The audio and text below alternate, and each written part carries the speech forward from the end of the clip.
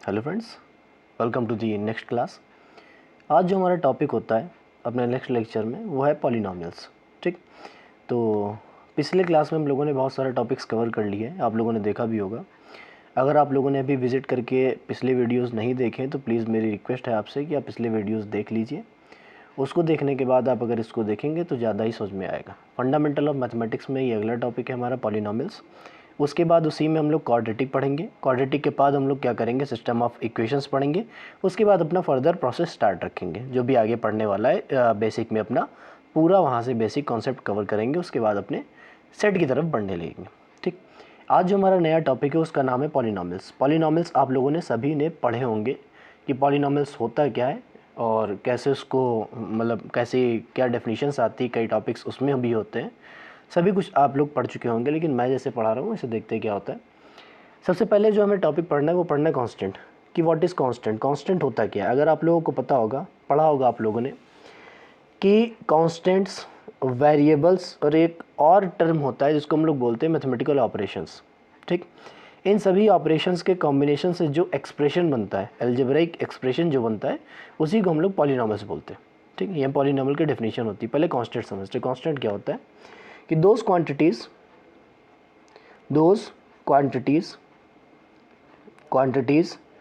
whose value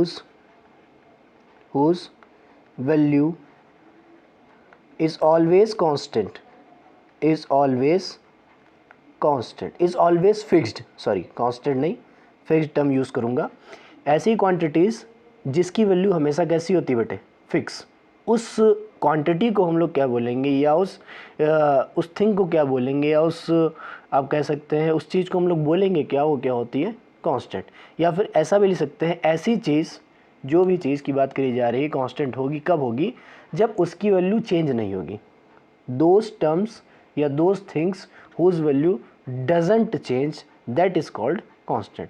constant वो चीज़ होती है जिसकी वैल्यू कभी भी चेंज नहीं होती, डजेंट चेंज इट्स वैल्यू। ऐसी चीज़ें जिनकी वैल्यू कभी भी चेंज नहीं होती, हमेशा फिक्स रहती है, उस चीज़ों को क्या कहा जाता है, कांस्टेंट। एग्जांपल के तौर पे हम सभी जानते हैं, जितने भी हमारे पास नंबर्स होते हैं, numbers in any number system, numbers in any number system, किसी भी नंबर सिस्टम के जो हमारे नंबर्स होते हैं उनकी वैल्यूज़ हमेशा क्या होती है, फिक्स्ड। कभी भी उसकी वैल्यू चेंज तो होगी नहीं। अगर जो नंबर कोई हमारे पास ज़ीरो लिखा है तो उसकी वैल्यू तो ज़ीरो ही रहेगी ना। अगर कहीं माइनस का 1/2 लिखा है तो उसकी वैल्यू तो 1/2 ही रहेगी ना। तो जितने भी नंबर्स हमारे पास हैं वो सारे के सारे कैसे होते हैं, सारे ही होते हैं कांस्टेंट। तो कुल मिला के कांस्टेंट को हम ट्रीट करेंगे एज अ नंबर। हम लोग कांस्टेंट को ट्रीट करेंगे एज अ नंबर। तो जहाँ भी नंबर लिखा होगा उसको हम लोग सीधा ही बोलेंगे वो हमारे पास क्या है, कांस्टेंट। वो हमारे पास क्या होगा, कांस्टेंट। नेक्स्ट हमारे पास टर्म आता है जिसको हम लोग बोलते हैं क्या है, वेरिएबल। जिसको हम लोग बोलते हैं वेरिएबल। तो इसका मतलब इसी का अपोजिट पार्ट है, जिसकी वैल्यू कभी भी चेंज हो सकती है, that is variable. It means it's value can be change, it's value can be change. ऐसी चीज़ें जिनकी वैल्यू कभी भी चेंज हो सकती हैं, वेरी कर सकती हैं, उस चीज़ को हम लोग क्या बोलते हैं, वेरिएबल। कुल मिला के आप ये टर्म्स से ही याद रखेंगे। इसमें टर्म एक आ रहा है वेरी का। वेरी का मतलब क्या होता है, चेंज। अगर कोई चीज़ चेंज हो सकती है तो उसको बोलेंगे वेरिएबल।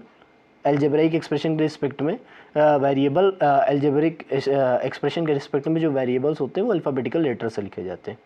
और कांस्टेंट टर्म्स वो होती है जिनकी वैल्यू कभी भी चेंज नहीं हो सकती है, चाहे जहाँ हम रखें। ठीक, तो यहाँ पे जो एग्जांपल्स आएंगे, जितने भी अल्फ़ाबेटिकल लेटर्स होते हैं बेटे, अल्फ़ाबेटिकल लेटर्स जितने भी होते हैं, अल्फ़ाबेटिकल लेटर्स, वो सारे ही लेटर्स हमारे पास कैसे होते हैं, variables. X Y A B, ये सारे ही लेटर्स हमारे पास क्या होते हैं, वेरिएबल्स। तो वेरिएबल्स होता क्या है, ऐसी चीज़ें जिनकी वैल्यू चेंज हो सकती है उनको वेरिएबल बोलेंगे। कांस्टेंट उनको बोलेंगे जिनकी वैल्यू हमेशा फिक्स रहेगी, वो कांस्टेंट होता है। नंबर्स हमारे पास रिगार्ड करेंगे एज अ नंबर सिस्टम में जितने भी नंबर्स होंगे वो सारे के सारे कांस्टेंट की तरह बिहेव करेंगे। एक यहाँ पे टर्म आता है जिसको हम लोग बोलते हैं मैथमेटिकल ऑपरेशन, जिसको बोला जाता है मैथमेटिकल ऑपरेशन। क्या होता है मैथमेटिकल ऑपरेशन के रिस्पेक्ट में अगर हम देखेंगे तो मैथ्स के रिस्पेक्ट में जो भी नंबर्स के बीच में ऑपरेशंस लगते हैं उनको मैथमेटिकल ऑपरेशन बोलते हैं। मैथमेटिकल का मतलब यहाँ पे क्या है कि नंबर्स, मैथ्स का मतलब हमारे पास क्या है, नंबर्स। नंबर्स के बीच में जो भी ऑपरेशंस का यूज़ होता है उनको हम लोग बोलते हैं मैथमेटिकल ऑपरेशंस। एग्जांपल के तौर पे हमारे पास जो भी एडिशन ऑपरेशन है वो मैथमेटिकल ऑपरेशन है, सब्ट्रैक्शन है वो मैथमेटिकल ऑपरेशन है, मल्टीप्लिकेशन है वो मैथमेटिकल ऑपरेशन है, या फिर डिवीज़न है, ये भी हमारे पास मैथमेटिकल ऑपरेशंस है। ये जितने भी ऑपरेशंस हमने लिए हुए हैं या जितने भी ये टर्म्स लिखे हुए हैं सारे के सारे मैथमेटिकल ऑपरेशन को ही रिप्रेजेंट करेंगे। तो इन तीन चीज़ों के कॉम्बिनेशन से जो कुछ हमारे पास अलजेब्रिक एक्सप्रेशन बनेगा उसको हम लोग बोलते हैं पॉलिनोमियल्स। ठीक, तो इन तीन चीज़ के कॉम्बिनेशन से जो कुछ बनेगा एक्सप्रेशन अलजेब्रिक वाला उसको हम लोग क्या बोलेंगे, पॉलिनोमियल।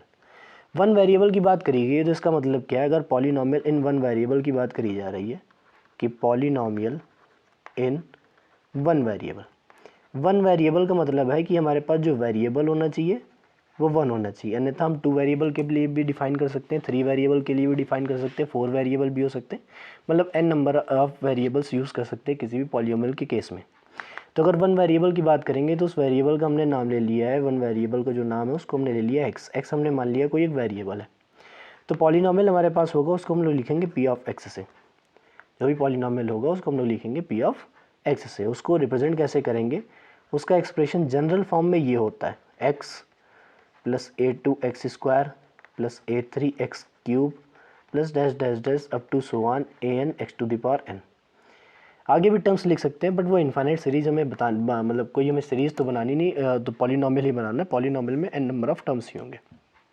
ठीक, तो इसमें जो पी एक्स लिखा है वो पॉलिनोमियल को रिप्रेजेंट कर रहा है, और ये पॉलिनोमियल कैसा है, पॉलिनोमियल इन वन वेरिएबल।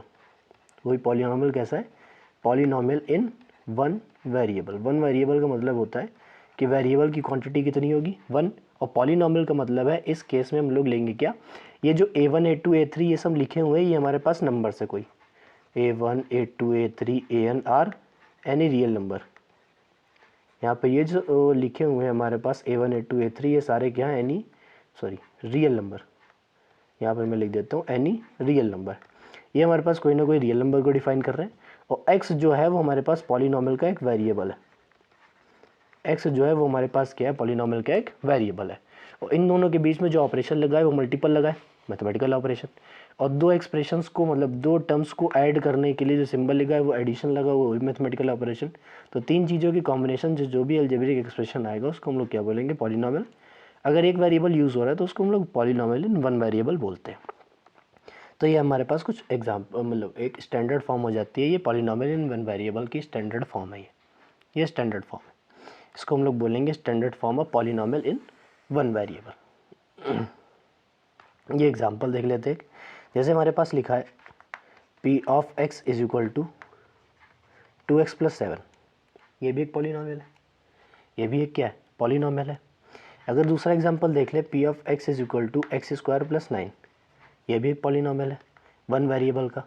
अगर हम लिख दे p ऑफ x बराबर x प्लस वाई, तो ये पॉलिनोमियल वन वेरिएबल का नहीं है, इसमें x और y दो वेरिएबल्स आ रहे हैं, इसलिए इसको पॉलिनोमियल इन टू वेरिएबल कंसिडर किया जाएगा। वन वेरिएबल का मतलब है वेरिएबल सिर्फ एक ही होना चाहिए, दूसरा वेरिएबल वैलिड इसमें नहीं होगा। तो जैसे मैंने लिख दिया x प्लस पाई, तो ये भी एक पॉलिनोमियल को ही रिप्रेजेंट करेगा।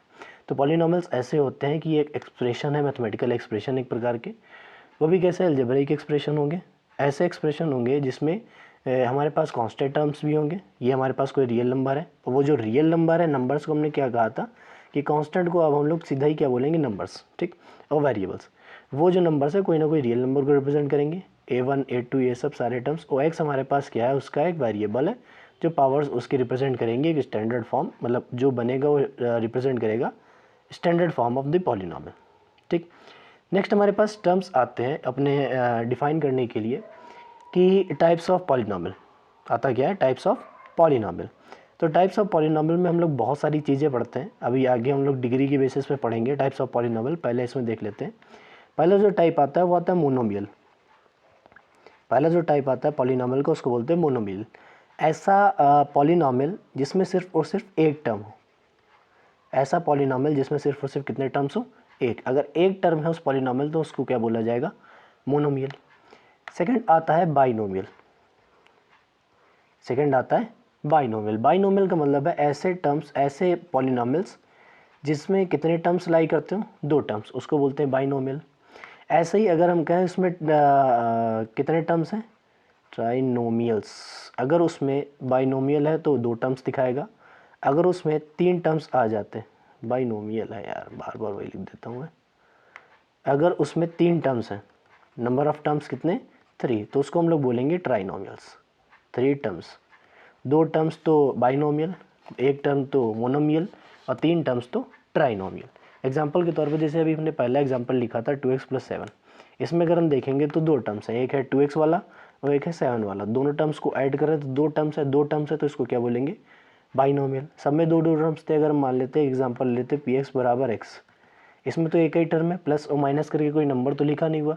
अब ये नहीं कहेंगे इसको जीरो लिख दे, नॉन जीरो रियल नंबर्स में ही होना चाहिए, जीरो नहीं लिख सकते उसको, ठीक। तो ये बाइनोमियल नहीं होगा, ऐसे तो सारे ही कई सारे टर्म्स कंटेन कर लेगा, ठीक। तो इसीलिए यहाँ पे जीरो नहीं लिखना है, इसमें एक ही टर्म्स लिखा हुआ तो ये मोनोमियल हो जाएगा। ट्राइनोमियल मतलब 3 टर्म्स लिखे होंगे एडिशन या सब्ट्रैक्शन की फॉर्म में।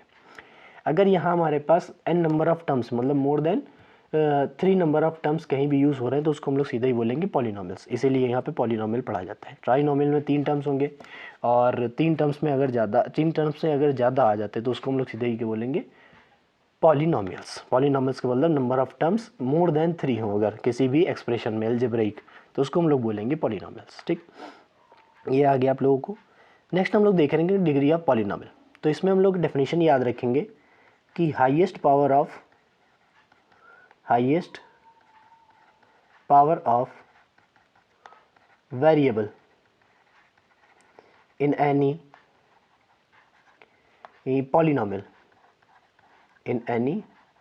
polynomial is called the degree of polynomial, is called degree of polynomial।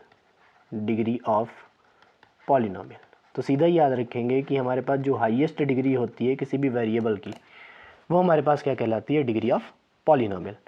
ये कंडीशन याद रखनी है कि पॉलिनोमियल के केस में कभी भी जो इसमें जो n लिखी हुई है ना पावर, ये कभी भी it can never be negative and fraction, ये कभी भी नेगेटिव और फ्रैक्शन नहीं होनी चाहिए। अगर कभी भी इसमें कभी पावर ऐसी एक्सप्रेशन आ जाती है कि नेगेटिव पावर आ जाती है या एक्सप्रेशन में कभी भी फ्रैक्शन पावर आ जाती है, तो ये जो एक्सप्रेशन लिखा है कभी भी पॉलिनोमियल कंसीडर नहीं किया जाएगा। अगर इस एक्सप्रेशन को पॉलिनोमियल कंसीडर करना है अपने आप को, तो ये याद रखना पड़ेगा कि हमारे पास जो भी इसमें पावर यूज़ हो रही है वो ना ही निगेटिव होनी चाहिए ना ही फ्रैक्शन होनी चाहिए। तो यहाँ पे अगर हम देखेंगे एग्जाम्पल जैसे हमने लिखा है एक example, late us suppose that px = x + 1/x, बहुत ही कॉमन सा एग्जाम्पल है, आप लोगों ने देखा भी होगा। तो इसको हम लोग स्टैंडर्ड फॉर्म में ऐसे ही लिख पाएंगे, एक में x⁻1 आएगी, एक में x⁻−1 आएगी। जैसे ही हमने देखा x की पावर कहीं पर भी निगेटिव आ गई, जैसे हमने देखा x की पावर यहाँ पे कितनी आ गई, नेगेटिव। जैसे ही देखा ये पावर हमारे पास अगर नेगेटिव है तो हम सीधा ही कह देंगे इट इज़ नॉट ए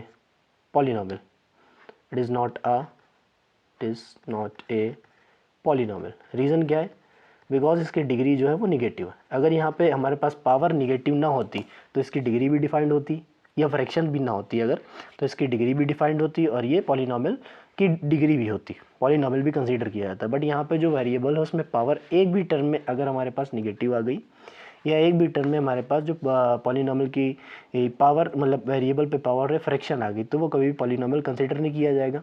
जब वो पॉलिनोमियल ही नहीं कंसीडर किया जाएगा तो उसकी डिग्री कभी भी डिफाइंड नहीं होगी। तो डिग्री की अगर बात करें कभी भी कोई भी ऐसा एक्सप्रेशन, तो सीधा ही लिख देंगे नॉट डिफाइंड। पहली बात तो पॉलिनोमियल ही नहीं, जब पॉलिनोमियल नहीं है तो पॉलिनोमियल की डिग्री कैसे निकालेंगे। एग्जाम्पल नेक्स्ट आता है, अगर हमारे पास एग्जाम्पल दिया हो, नेक्स्ट एग्जाम्पल है ये कि लिखा है जैसे x² + x³ + 4 + x। अगर इसमें हम वेरिएबल्स देखें तो ये तो यहाँ पे आ रहा है, यहाँ पे आ रहा है, यहाँ पे आ रहा है। बताया था वेरिएबल वो होती है जिनकी वैल्यू फिक्स नहीं होती है, जिनकी वैल्यू लगातार चेंज होती रहती है। तो अभी के लिए हम लोग हमेशा ये मानेंगे, अभी के लिए मतलब हमेशा ही मानेंगे कि हमारे पास जो भी अल्फ़ाबेटिकल लेटर्स कहीं भी लिखे हुए हैं मैथमेटिकल अलजेब्रिक एक्सप्रेशन में, वो सारे के सारे वेरिएबल्स की तरह ही बिहेव करेंगे, सारे के सारे वेरिएबल्स की तरह ही बिहेव करेंगे। तो यहाँ पे अगर हम पावर देखेंगे तो पावर 2 है, पावर 3 है और पावर यहाँ पे कितनी है 1। तो सब में अगर मैक्सिमम देखा जाए, हाईएस्ट पावर देखी जाए, तो वो पावर कितनी है 3। तो सीधा यहाँ से कह दिया जाएगा जो डिग्री है हमारे पास पॉलिनोमियल p ऑफ x की वो कितनी है 3। तो इसमें कोई चेंज नहीं होगा, ये हमारे पास पॉलिनोमियल भी होगा और इसके हमारे पास डिग्री भी डिफाइंड होगी। तो डिग्री डिफाइंड करना है या पॉलिनॉमियल होना है, तो पहली बात तो उसे पॉलिनॉमियल होने के लिए उसकी डिग्री या तो निगेटिव नहीं होनी चाहिए या तो फ्रैक्शन नहीं होनी चाहिए। अगर दोनों में से कुछ भी है तो फिर वो पॉलिनॉमियल नहीं होगा। जब दोनों ही हमारे पास नहीं है, ना ही निगेटिव पावर है ना ही फ्रैक्शन पावर है, तो वो पॉलिनॉमियल भी होगा और उसकी डिग्री भी डिफाइंड होगी। डिग्री क्या होगी? वेरिएबल की हाईएस्ट पावर कितनी है? 3, तो वही उसकी पावर हो जाएगी। तो ये हमारे पास क्या हो जाएगा? डिग्री। डिग्री डिफाइंड होगी या नहीं होगी वो भी आपको याद रखना है। नहीं होगी इसका मतलब वो पॉलिनॉमियल ही नहीं है, अगर पॉलिनॉमियल है तो उसकी डिग्री होगी। ठीक, ये याद रहेगा आप लोगों को। तो ये याद रखिएगा, मैं इसको नीचे करके हटा देता हूँ कि अगर हमारे पास कोई भी पॉलिनॉमियल दिया हुआ है, any kind of polynomial we have here, let us suppose that px is equal to, वही जनरल फॉर्म हमारे पास a0 plus a1x plus a2x square plus a3x cube plus dash dash dash up to so on an xn x की power n। तो इसमें याद रखना है कि जब भी हम डिग्री डिफाइन करेंगे p ऑफ x की, वो हमारे पास होगी मैक्सिमम ऑफ, एक चीज़ मैंने शायद लिखनी भूल दी है, एक चीज़ मैंने यहाँ पे ली नहीं है, मैं वेरिएबल से लेना चाहता, ठीक कोई बात नहीं है, अभी इसको आप लोग छोड़िए। अभी ये जनरल फॉर्म में अगर कभी आता है तो मैं लिखवा दूंगा, नहीं था इसमें कोई प्रॉब्लम नहीं है, छोड़िए अब ये मत देखिए आप। अगला देखते हैं हम लोग types of polynomial on the basis of degree. अगर हमारे पास पहली कंडीशन आती है डिग्री हमारे पास होती है 0, अगर किसी भी पॉलिनॉमियल की late us suppose that degree हमारे पास कितनी हो जाती है? 0, तो उस वाले पॉलिनॉमियल को हम लोग जो बोलते हैं वो बोलते हैं कांस्टेंट पॉलिनॉमियल। उस वाले पॉलिनॉमियल को हम लोग बोलते हैं कांस्टेंट पॉलिनॉमियल। उस वाले पॉलिनॉमियल को हम लोग क्या बोलते हैं? Constant polynomial. एग्जांपल के तौर पे लेट अस सपोज दैट हमारे पास ये लिखा हुआ है px इज इक्वल टू पाई लिखा हुआ है। अगर पाई को मतलब इस वाले एक्सप्रेशन को x के रिस्पेक्ट में देखें तो x तो है नहीं, जहाँ पर x नहीं है मतलब उस वेरिएबल की पावर कितनी है? 0। जैसे ही उस वेरिएबल की पावर 0 हो जाएगी उसकी वैल्यू कितनी हो जाएगी? 1। अब उसका किसी से मल्टीप्लाई करो, आनी तो वही वैल्यू है ना, मतलब x की पावर 0 का अगर पाई से मल्टीप्लाई करेगा आएगा तो पाई, तो वो तो कांस्टेंट है, तो इसीलिए इस वाले टर्म्स को हम लोग कांस्टेंट पॉलिनॉमियल बोलते हैं। ठीक, नेक्स्ट हमारे पास आता है अगर डिग्री हमारे पास किसी भी पॉलिनॉमियल की हो जाती है 1, तो उस वाले पॉलिनॉमियल को हम लोग बोलते हैं लीनियर पॉलिनॉमियल। अगर डिग्री हो जाती है 1 तो उस वाले पॉलिनॉमियल को बोलेंगे लीनियर पॉलिनॉमियल। एग्जांपल के तौर पे अगर हम देखेंगे तो अगर एग्जांपल के तौर पे मतलब स्टैंडर्ड फॉर्म ही सीधा देख लो, वो ज़्यादा ठीक रहेगा। अगर हमारे पास कोई भी एक्सप्रेशन लिखा हुआ है ax प्लस बी की फॉर्म में, बट लेकिन अगर किंतु परंतु ये याद रखना है हमारे पास जो लीडिंग कोफिशिएंट होता है, लीडिंग कोफिशिएंट का मतलब जब हम किसी भी पॉलिनॉमियल को स्टैंडर्ड फॉर्म में लिखते हैं। स्टैंडर्ड फॉर्म क्या होती है पॉलिनॉमियल की? अभी भी बताया था मैंने कि a0 प्लस a1x लिख सकते हैं। जब हमने ये एक्सप्रेशन लिखा है स्टैंडर्ड फॉर्म किसी भी पॉलिनॉमियल की, तो देखो आप लोग अगर ने देखा होगा कि x की पावर के इंक्रीजिंग ऑर्डर में लिखा है, x की पावर में x की पावर की इंक्रीजिंग ऑर्डर में लिखा है। हम इसी स्टैंडर्ड फॉर्म को दूसरी फॉर्म में भी लिख सकते हैं, जब हम x की पावर की डिक्रीजिंग ऑर्डर में रखेंगे तो वो हमारे पास ज़्यादा अप्रोप्रिएट आंसर होता है किसी भी पॉलिनॉमियल को रिप्रेजेंट करने का। तो जब किसी पॉलिनॉमियल के एक्सप्रेशन को हम लोग पावर के डिक्रीजिंग ऑर्डर में रखते हैं तो उस समय जो हमारे पास लीडिंग कोफिशिएंट होता है या लीडिंग टर्म होता है, जैसे हम इसको डिक्रीजिंग ऑर्डर में रखे हुए, एक्स की पावर यहाँ पे कितनी है? 1 है, और यहाँ पे एक्स की पावर कितनी है? 0 है, तो डिक्रीजिंग ऑर्डर में रखा हुआ है। तो इसमें जो लीडिंग टर्म है, लीडिंग टर्म का मतलब सबसे पहले वाले वेरिएबल के जो कोफिशिएंट है, कोफिशिएंट का मतलब तो आप लोग जानते ही होंगे मल्टीपल में जो कुछ लिखा होता है कोफिशिएंट होता है। तो जो वेरिएबल यूज़ कर रहे हैं उस वेरिएबल का जो कोफिशिएंट है वो कभी भी 0 नहीं होना चाहिए। अगर 0 है तो वो कभी भी लीनियर इक्वेशन लीनियर पॉलिनॉमियल वो नहीं होगा। अगर उसे लीनियर पॉलिनॉमियल होना है तो याद रखना पड़ेगा कि हमारे पास जो लीडिंग कोफिशिएंट है वो हमारे पास नॉन ज़ीरो, वो हमारे पास क्या होना चाहिए? Non zero. नेक्स्ट थिंग हमारे पास आती है कि डिग्री अगर पॉलिनॉमियल की कितनी हो जाए 2, तो उस वाले पॉलिनॉमियल को हम लोग बोलते हैं क्वाड्रेटिक पॉलिनॉमियल। उस वाले पॉलिनॉमियल को हम लोग क्या बोलते हैं? Quadratic polynomial. अभी आगे चल के यही हम लोग को पढ़ना है। इसकी जो हमारे पास स्टैंडर्ड फॉर्म होती है उसको हम लोग बोलते हैं a x square plus b x plus c. Same as it is यहाँ पर भी वही बात है कि ए कभी भी 0 नहीं होना चाहिए। नेक्स्ट हमारे पास आता है, इसे हम डिग्री डिफाइंड करते जाएंगे, नाम तो आते ही जाएंगे। ये लास्ट है हमारा, अगर डिग्री 3 हो जाती तो उसको हम लोग बोलते हैं क्यूबिक पॉलिनॉमियल। उसको हम लोग बोलते हैं क्या है? Cubic polynomial. एग्जाम्पल मतलब स्टैंडर्ड फॉर्म इसकी क्या है? P x is equal to a x cube b x square c x plus d, जिसमें आप लोगों को याद रखना पड़ेगा कि इसका लीडिंग कोफिशिएंट कभी भी 0 नहीं होना चाहिए। तो ये हमारे पास टाइप्स ऑफ पॉलिनॉमियल है अपने डिग्री के अकॉर्डिंग। ठीक, तो यहाँ तक आप लोगों को समझ में आया तो प्लीज़ आप लोग कमेंट करके बता सकते हैं, कोई भी राय हो तो साझा कर सकते हैं। देखिए आगे हम लोग देखते हैं कि डिवीज़न ऑफ पॉलिनॉमियल होता क्या, डिवीज़न कैसे करते हैं दो पॉलिनॉमियल्स का, कब डिफाइंड होगा कब नहीं डिफाइंड होगा, हो भी सकता है या नहीं भी हो सकता है, इस चीज़ की बात भी करी जाएगी। तो अगर मैं बात करूँ इस क्वेश्चन को भी सॉल्व करेंगे हम लोग डिवीज़न के ही प्रोसेस से। अगर इसमें हम देखते हैं डिवीज़न ऑफ पॉलिनॉमियल्स, तो इस केस में अगर हम देखेंगे हमारे पास दो पॉलिनॉमियल, अगर लेट अस सपोज दैट हमारे पास कितने पॉलिनॉमियल्स हैं, दो पॉलिनॉमियल्स हैं, एक हमारे पास QX, एक है हमारे पास क्या सॉरी QX नहीं, मैं इसको DX मानता हूँ, वो ज़्यादा ठीक रहेगा उससे। इसको मैंने DX मानना है जिसको हमने स्मॉल d लिखा है, यहाँ पे हमने PX लिखा है। अगर इस वाले PX को हमें DX से डिवाइड कराना है तो यहाँ पे कोई ना कोई कोशेंट आएगा और यहाँ पे कोई ना कोई हमारे पास रिमाइंडर आएगा।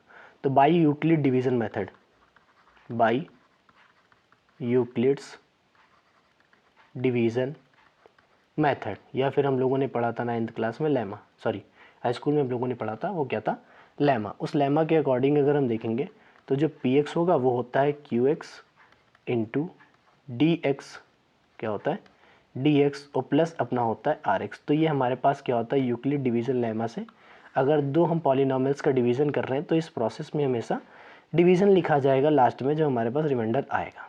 ठीक, पहली बात तो ये बताइए ये डिवाइज़र होता है ये डिविडेंड होता है, आप लोगों को पता ही है, क्यों हमारे पास क्वोशेंट होता है, आर हमारे पास रिमाइंडर होता है। तो इसकी अगर मैं बात करूँ तो डिवीज़न तभी पॉसिबल है, मैं सीधा ही लिख दूंगा it is possible when, condition ये है हमारे पास कि डिग्री जो है हमारे पास PX की वो ज़्यादा होनी चाहिए और जो डिग्री है DX की वो कम होनी चाहिए। अगर इस केस में कभी भी आता है कोई भी चीज़, डिग्री पॉलिनॉमियल की PX की ज़्यादा हो और डिग्री पॉलिनॉमियल DX की क्या हो कम हो, तभी डिवीज़न प्रोसेस हो सकता है, अन्यथा नहीं होगा। और कब तक होगा ये भी आपको याद रखना है, इट इज़ पॉसिबल व्हेन या until, sorry it is possible until the degree of polynomial, degree of RX, one second, degree जो RX की हमारे पास that should be less than to degree of DX।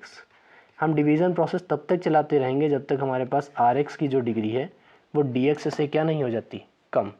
अगर इक्वल हो जाएगी तब भी चलता रहेगा, यहाँ पे एक चीज़ लिखना भूल गया मैं, इक्वल है तब भी डिवीज़न होगा, लेस देन और इक्वल टू, अगर लेस देन है या फिर इक्वल टू है तो डिवीज़न होगा, अन्यथा नहीं होगा।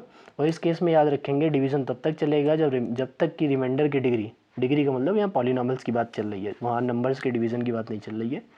तो पॉलिनॉमियल का डिवीज़न होगा तो रिमाइंडर की डिग्री जब तक अपने सॉरी इसको बोलते क्या DX को, हाँ डिवाइज़र, हाँ, जब हमारे पास रिमाइंडर की डिग्री, जब तक कि रिमाइंडर की डिग्री डिवाइज़र से छोटी नहीं हो जाती तब तक हम क्या करेंगे, इसका डिवीज़न करते रहेंगे और डिवीज़न करते करते करते करते तब तक लेके जाएंगे जब तक रिमाइंडर की डिग्री डिवाइज़र से छोटी नहीं हो जाती है। तभी हमारे पास जो ये चीज़ होगी वो हमारे पास अपनी डिवीज़न को फॉलो करेगी, अन्यथा ये डिवीज़न को फॉलो कभी भी नहीं करेगी। इस केस में अगर हम डिवाइड को देखते हैं, मान लेते हैं late us suppose that x+2 को हमें डिवाइड करना है 3x3, ये जो एक्सप्रेशन है हमारा 3x3 plus 9x² minus x और माइनस 14 से डिवाइड करना है।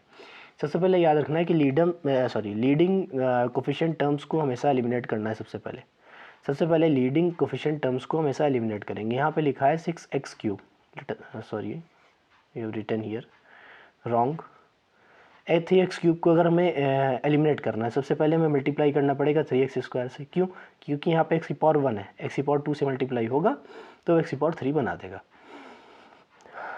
तो यहाँ पे अगर मैं मल्टीप्लाई करता हूँ ये आएगा, 3x² से मल्टीप्लाई करता हूँ तो ये 6x² आएगा। माइनस कर लूँगा दोनों को एक दूसरे से, ये कैंसिल आउट हो जाएगा। इन दोनों को माइनस करूँगा तो आ जाएगा 3x² माइनस का x आएगा। अगले लीडिंग टर्म्स को कैंसिल आउट करेंगे, एलिमिनेट करेंगे तो यहाँ 3x²। कोफिशिएंट में हमेशा याद रखना है कि हमें कि यहाँ पे जो हमारे पास साइन है वो हमेशा सेम होनी चाहिए, डिफरेंट साइन नहीं लेने हमें। तो अगर मैं मल्टीप्लाई करूँगा यहाँ पे तो ये कितना आ जाएगा 3x² प्लस का 6x, एलिमिनेट करेंगे ये माइनस हो जाएगा, ये माइनस हो जाएगा, कैंसिल आउट हो जाएगा। यहाँ कितना बचेगा -7x और -14। अगर मैं -7x चाहता हूँ तो माइनस का 7 से मल्टीप्लाई करूँगा तो यहाँ पे कितना आ जाएगा -7x माइनस का 14, दोनों ही कैंसिल आउट हो जाएंगे, रिमाइंडर कितना आ जाएगा 0। जैसे ही देखा रिमाइंडर 0 आ जाएगा तो हम इस पॉलिनॉमियल को कैसे लिख सकते हैं, देखिएगा ये मैं इधर ही लिख देता हूँ। 9x² माइनस का x माइनस 14, ये आ जाएगा हमारे पास x प्लस 2 और आ जाएगा 3x² प्लस 3x माइनस का 7। ये हमारे पास एक्सप्रेशन बन जाएगा इस वाले अपने डिवीज़न प्रोसेस का। ओ प्लस में कुछ नहीं आया क्योंकि हमारे पास रिमाइंडर कितना है 0। अगर रिमाइंडर 0 नहीं होता तो हम लोग क्या करते, प्लस में कुछ ना कुछ लिख देते, क्योंकि यहाँ पे रिमाइंडर 0 है इसलिए हम यहाँ पे कुछ भी नहीं लिख रहे हैं। अगली क्लास में या अगले हमारे प्लस अपने स्लाइड में हम लोग क्या करेंगे, बताएंगे कि हमारे पास ये डिवीज़न प्रोसेस तो हो चुका है, उसके बाद रिमाइंडर थ्योरम करनी है और बताएंगे रिमाइंडर आता कैसे। ठीक, तो मिलते हैं अगली क्लास, तब तक के लिए गुड बाय।